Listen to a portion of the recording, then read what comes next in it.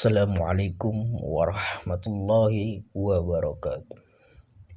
Alhamdulillah rabbil alamin. Salatu wassalamu ala asrafil anbiya wal mursalin wa ala alihi wa sahbihi rasulillah jemaah.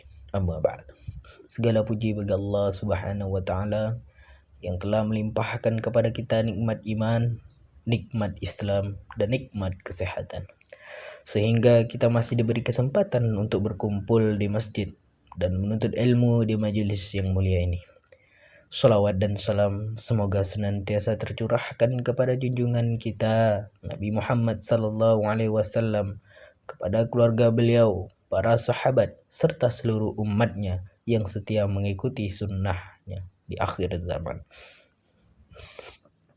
Hadirin yang dirahmati Allah, pada kesempatan kali ini marilah kita bersama-sama merenungkan sebuah tema yang sangat fundamental dalam kehidupan seorang muslim, yaitu segala sesuatu itu harus diawali dengan niat. Tema ini bukan sekedar slogan, tetapi juga merupakan prinsip utama dalam ajaran Islam yang menentukan nilai dan kualitas seluruh amal perbuatan kita.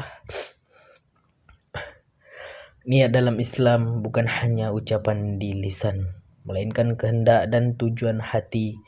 Niat adalah arah batin yang menggerakkan seseorang untuk melakukan suatu perbuatan. Apakah perbuatan itu dilakukan karena Allah atau karena selainnya? Rasulullah SAW bersabda dalam hadisnya yang masyhur, yaitu innama amalu binniyat wa innama likulli imri'in ma nawa. Sesungguhnya setiap amalan itu tergantung pada niatnya, dan setiap orang akan mendapatkan sesuai dengan apa yang ia niatkannya. Hadis riwayat Bukhari wal Muslim. Hadis ini bahkan oleh para ulama disebut sebagai sepertiga ilmu atau pondasi agama, karena hampir seluruh amal ibadah dan muamalah bergantung pada niatnya. Hadirin sekalian, dua orang bisa melakukan perbuatan yang sama, tetapi nilainya di sisi Allah bisa sangat berbeda. Mengapa? Karena niatnya berbeda. Nah, contohnya itu seperti seseorang bersedekah agar dipuji manusia, maka ia hanya mendapatkan pujian. Seseorang bersedekah karena mengharap ridha Allah, maka ia mendapatkan pahala dan keberkahan. Nabi Shallallahu alaihi wasallam bersabda, "Man kanat hijratuhu ila Allah wa rasulihi, fa hijratuhu ila Allah wa rasulihi. Wa man kanat hijratuhu lidunya yusibuha aw imraati yankihuha, fa hijratuhu ila ma hajara ilaihi." Barang siapa yang hijrahnya karena Allah dan Rasulnya, maka hijrahnya kepada Allah dan Rasulnya. Dan barang siapa yang hijrahnya karena dunia atau karena wanita yang ingin dinikahinya, maka hijrahnya sesuai dengan apa yang ia niatkan. Hadis riwayat Bukhari wal Muslim. Nah, hadis ini tuh mengajarkan kepada kita bahwa niat itu adalah penentu arah hidup. Dalam ibadah, niat adalah syarat syah salat, puasa, zakat, dan haji tidak akan bernilai tanpa niat. Nabi SAW bersabda, "La siyama liman lam yubayyitin niyata minan laili." Tidak sah puasa bagi orang yang tidak berniat sejak malam hari. Hadis riwayat Abu Daud dan An-Nasai. Hal ini menunjukkan bahwa Islam bukan hanya menekankan gerakan fisik, tetapi juga kesadaran hati.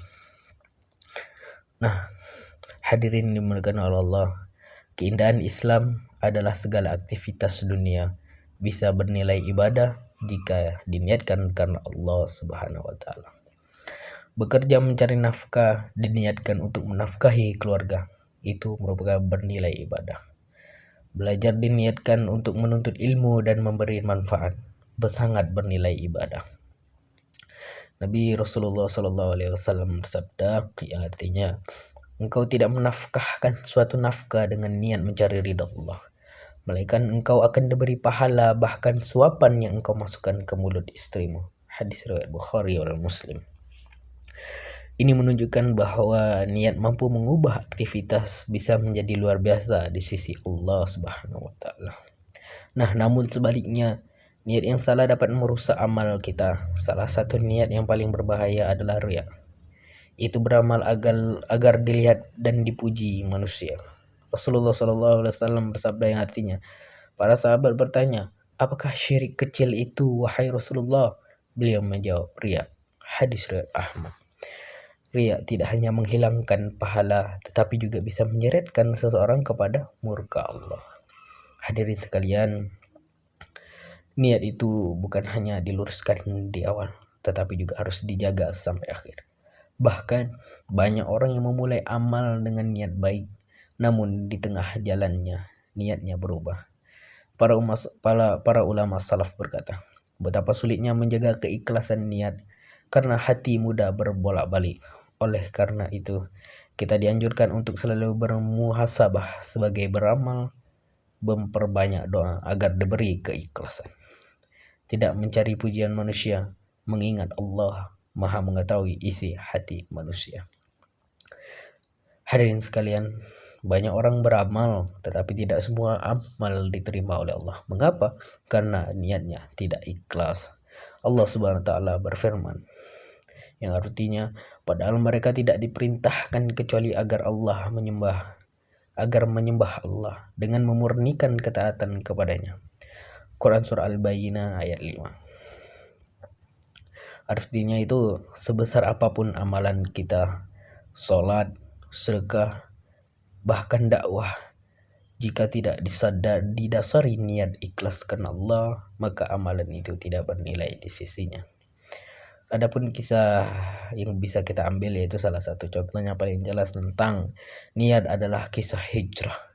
Hijrah secara lahiriah terlihat sama, berpindah dari Makkah ke Madinah. Namun Rasulullah SAW menjelaskan bahwa nilai hijrah berbeda-beda sesuai niatnya. Beliau bersabda, barang siapa yang hijrahnya karena Allah dan Rasulnya, maka hijrahnya kepada Allah dan Rasulnya. Dan barang siapa yang hijrah karena dunia atau karena wanita yang ingin dinikahinya, maka hijrahnya sesuai dengan apa yang ia niatkan. Hadis riwayat Bukhari dan Muslim. Dalam sejarah ada seorang yang hijrah bukan karena iman, tapi karena ingin menikahi seorang wanita. Maka dikenal sebagai muhajir Ummu Qais. Secara fisik ia hijrah, tetapi pahalanya tidak seperti para sahabat yang hijrah karena Allah. Ini menunjukkan bahwa Allah menilai isi hati, bukan sekedar gerakan tubuh. Kita bisa ambil dari kisah Nabi alaihissalam, Nabi Ibrahim, keikhlasan dalam niatnya. Hadirin yang dimuliakan Allah, kalau kita perhatikan kisah Nabi Ibrahim alaihissalam ketika diperintahkan oleh Allah Subhanahu wa taala untuk menyembelih putranya, Nabi Ismail alaihissalam. Perintah ini sangat berat, tetapi Nabi Ibrahim melaksanakannya tanpa ragu karena niatnya murni taat kepada Allah. Allah berfirman yang artinya, wahai anakku, sesungguhnya aku melihat dalam mimpi bahwa aku menyembelihmu. Quran surat As-Saffat. Nabi Ibrahim tidak mencari pujian, tetapi berharap dunia. Hanya satu niat, melaksanakan perintah Allah.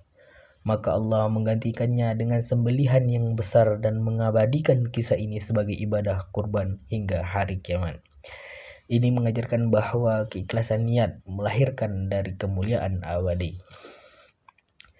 Dalam kisah Nabi Musa alaihissalam, ketika beliau menolong dua perempuan memberi minum ternaknya, beliau melakukannya tanpa pamrih.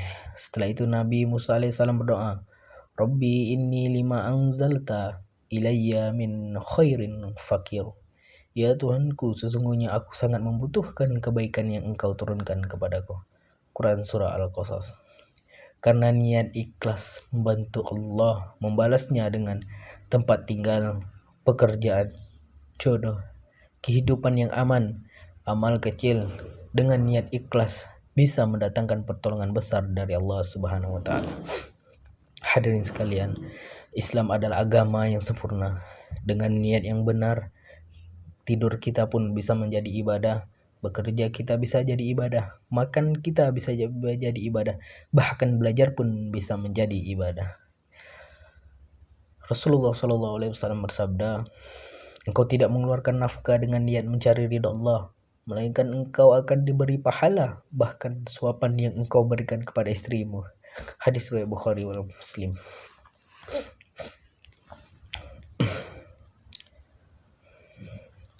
Namun niat juga bisa rusak.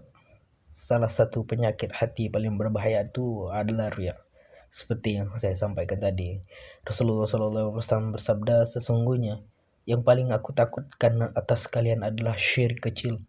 Para sahabat bertanya, apakah itu syirik kecil? Beliau menjawab, riya. Orang yang riya, salatnya terlihat khusyuk, sedekahnya besar, ceramahnya indah, tetapi tidak bernilai di sisi Allah karena tujuannya ingin dipuji manusia. Hadirin yang berbahagia, mungkin itulah ceramah singkat yang bisa saya sampaikan terkait dengan ilmu, terkait dengan iman. Terkurang dan terlebih saya mohon maaf, karena yang salah itu datangnya dari diri saya sendiri dan benar itu datangnya dari Allah Subhanahu wa taala. Billahi taufiq wal hidayah. Assalamualaikum warahmatullahi wabarakatuh.